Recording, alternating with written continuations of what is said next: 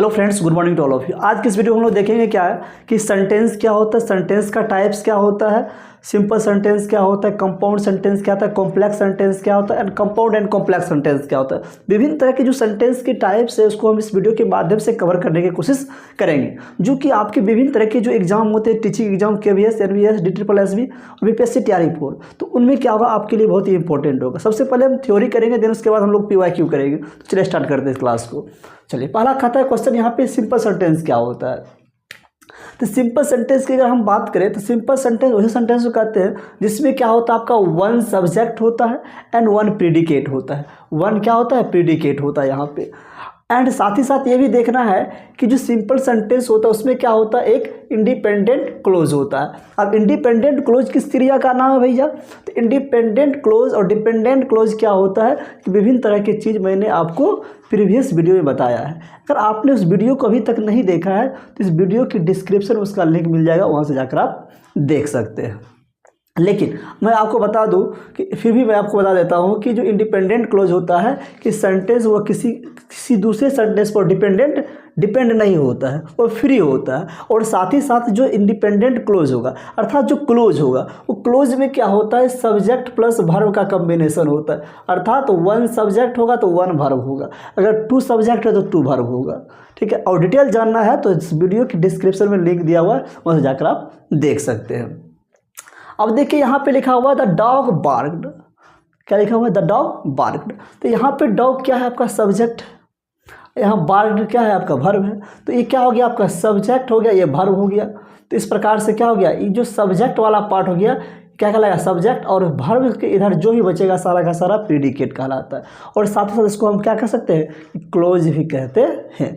क्यों कहते हैं, क्यों जस्ट बताया आपको, किसी सेंटेंस में जब वन सब्जेक्ट वन वर्ब का कॉम्बिनेशन देखने को मिले तो क्या कहलाता है, क्लोज कहलाता है। समझे यहाँ तक में कोई डाउट नहीं ना? चलिए, वेरी गुड। एंड देन कहता है she went to the store. अब सी क्या है, आपका सब्जेक्ट, वेंट क्या है, वर्ब है। तो यहाँ पे सब्जेक्ट वर्ब का कॉम्बिनेशन मिल रहा है देखने को, एक सब्जेक्ट है तो एक वर्ब है, इस प्रकार से क्लोज हो गया। और किसी पर डिपेंडेंट भी नहीं है तो इंडिपेंडेंट क्लोज बन गया यहाँ पे। एंड साथ ही साथ ये भी देख लेंगे, यहाँ पे सब्जेक्ट हो गया तो वर्ब से लेकर इधर जो भी वर्ड बचता है, ग्रुप ऑफ वर्ड्स, वो प्रीडिकेट कहलाता है। सब्जेक्ट प्रीडिकेट हो गया यहाँ पे। एंड नेक्स्ट अगर हम बात करते हैं the cat sat on the mat. तो कैट क्या है, आपका सब्जेक्ट है यहाँ पर, and set on the mat क्या है, आपका यहाँ पे प्रीडिकेट हो गया, क्योंकि यहाँ वर्ब से इधर इसका क्या कहलाता है, आपका प्रीडिकेट कहलाता है। समझे बात यहाँ तक? तो कंपाउंड सेंटेंस क्या होता है? अगर कंपाउंड सेंटेंस की हम लोग बात करते हैं तो कंपाउंड सेंटेंस उसे सेंटेंस को कहते हैं जिसमें क्या होता है कि two and more independent clause होता है। क्या होता है, two and more independent clause होता है, two and more independent clause होता है। और वो जो टू और मोर जो इंडिपेंडेंट क्लोज होता है वह किससे कनेक्ट होता है, ज्वाइंट होता है किससे, तो कोऑर्डिनेटिंग कंजंक्शन से ज्वाइंट होता है। किससे ज्वाइंट होता है, कोऑर्डिनेटिंग कंजंक्शन। अब कहिएगा सर कोऑर्डिनेटिंग कंजंक्शन क्या होता है, उसको देख लीजिए पहले आप। अगर हम कोऑर्डिनेटिंग कंजंक्शन की अगर हम बात करें तो उसमें क्या होता है, आपको एक ट्रिक याद रखना है, ओनली वन ट्रिक। उसके बाद सारा क्वेश्चन आपको यूं यूं बनते चला जाएगा। आपको याद रखना है फैन बॉयज, ट्रिक याद। और एफ का मतलब क्या होता है, फोर होता है, ए का मतलब एंड होता है, एन का मतलब नोर होता है, ओ बी का मतलब बट, ओ का मतलब और, वाई का मतलब एट, एस का मतलब सो। ठीक है, तो ये सारा का सारा जो वर्ड आप देख रहे हैं, इससे सारा वर्ड क्या कहलाता है, आपका कोऑर्डिनेटिंग कंजंक्शन कहलाता है। और साथ ही साथ आपको बता दें फोर का यूज हम पर्पस के लिए करते हैं और बट का प्रयोग हम लोग कंट्राडिक्शन यानी कि विरोधाभास के लिए करते हैं। ठीक, अपोजिट आइडिया के लिए करते हैं। तो समझ में आया बात, कोऑर्डिनेटिंग कंजंक्शन क्या होता है। एंड साथ ही साथ जो टू और मोर इंडिपेंडेंट क्लोज होगा सेंटेंस में, वो ज्वाइंट किससे होगा, कोऑर्डिनेटिंग कंजंक्शन से ज्वाइंट होगा, या सेंटेंस में वो जो ज्वाइंट होगा सेमीकोलन से ज्वाइंट होगा। किससे, सेमीकोलन से। और सेमीकोलन का साइन आप देख सकते हैं, इस तरह का साइन होता है। समझे बात यहाँ तक? अब नेक्स्ट देख लेते हैं, एग्जाम्पल के माध्यम से हम समझते हैं। यहाँ लिखा हुआ है I went to the store and I bought some milk, लिखा हुआ है।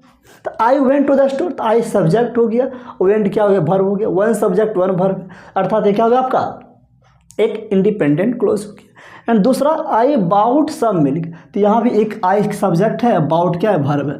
ठीक है, तो ये भी एक इंडिपेंडेंट क्लोज हो गया। तो क्या देखें, टू इंडिपेंडेंट क्लोज है यहाँ पे, है ना। और टू इंडिपेंडेंट क्या क्लोज किससे जुड़ा हुआ है, तो आपका एंड से जुड़ा है। तो एंड क्या है आपका यहाँ पे, देखिए एंड क्या है आपका, कोऑर्डिनेटिंग कंजंक्शन है। समझ में आए बात। तो क्या देखिए, टू इंडिपेंडेंट क्लोज जब एंड से नहीं कोऑर्डिनेटिंग कंजंक्शन से जुड़ जाता है तो आपका कंपाउंड सेंटेंस कहलाता है। तो जब भी क्वेश्चन आप सॉल्व करते PYQ, तो जब भी सेंटेंस में एंड आ जाता है, ठीक है, तो वो समझ जाइए वो आपका क्या है, एक कंपाउंड सेंटेंस है।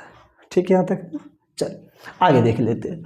नेक्स्ट क्वेश्चन कहता है यहाँ पे, सी फिनिश्ड हर होमवर्क देन सी वॉच टेलीविजन। अब यहाँ पे देखिए सी क्या है, सब्जेक्ट, ये वर्ब है और इंडिपेंडेंट है ना, क्लोज कैसा, independent. She finished her homework, subject verb का कॉम्बिनेशन हो गया तो क्लोज बन गया। और क्लोज क्या किसी पर डिपेंडेंट है, नहीं है डिपेंडेंट, ये क्या हो गया, इंडिपेंडेंट क्लोज हो गया, अपने आप होमवर्क किया। सी वॉच टेलीविजन, तो सी क्या है आपका यहाँ पे, सब्जेक्ट है कि नहीं, सी सब्जेक्ट, वॉच टेलीविजन क्या है आपका, वॉच वर्ब हो गया, अर्थात ये क्लोज हो गया, क्या हो गया, क्लोज हो गया, इंडिपेंडेंट क्लोज है। टू इंडिपेंडेंट क्लोज यहाँ पर देखिएगा जरा, सेमी कोलन से जुड़ा हुआ, किससे जुड़ा हुआ है, सेमी कोलन से। यहाँ पे हम किसी प्रकार के कोऑर्डिनेटिंग कंजंक्शन का प्रयोग नहीं किए। अगर कोऑर्डिनेटिंग कंजंक्शन सेंटेंस में दिया हुआ नहीं भी रहे, अगर सेमी कोलन दिया हुआ रहे तो क्या करता है, सेमी कोलन कोऑर्डिनेटिंग कंजंक्शन को रिप्लेस कर देता है। आपको ध्यान रखना, उस कंडीशन में भी क्या कहलाता है, आपका कंपाउंड सेंटेंस कहलाता है। समझ में आई बात। अब हम लोग समझे कोऑर्डिनेटिंग कंजंक्शन क्या होता है, कंपाउंड सेंटेंस क्या होता है, साथ ही साथ कि सिंपल सेंटेंस क्या होता है। अब समझ लेते हैं हम लोग क्या है कि सब ऑर्डिनेटिंग कंजंक्शन क्या होता है, क्योंकि आगे वाले जो हम बताएंगे, अभी आपको कंपाउंड पढ़ाएं, उसके बाद बताएंगे कॉम्प्लेक्स सेंटेंस क्या होता है। क्या समझाएंगे आपको भी, कॉम्प्लेक्स सेंटेंस क्या होता है।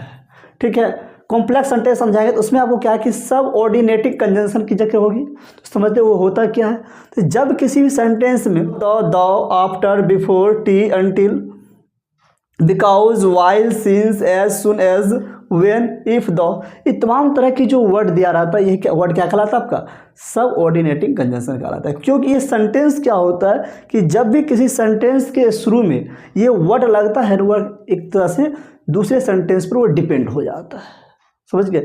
इसलिए इसको इंडिपेंडेंट, जिस भी सेंटेंस में फर्स्ट पे ये वर्ड लग जाएगा और क्या होगा, डिपेंडेंट क्लॉज के रूप में यह सेंटेंस में प्रयुक्त होता है। इसीलिए इसको हम लोग सब ऑर्डिनेटिंग कंजंक्शन के नाम से जानते हैं। आप यहाँ पे आप देख सकते हैं स्क्रीन पे कि आपको सब ऑर्डिनेटिंग कंजंक्शन का क्या है कि एक चार्ट दिखाई पड़ रहा होगा, यहाँ से भी आप हेल्प ले सकते हैं यहाँ पे। चलिए आगे देखते हैं हम लोग।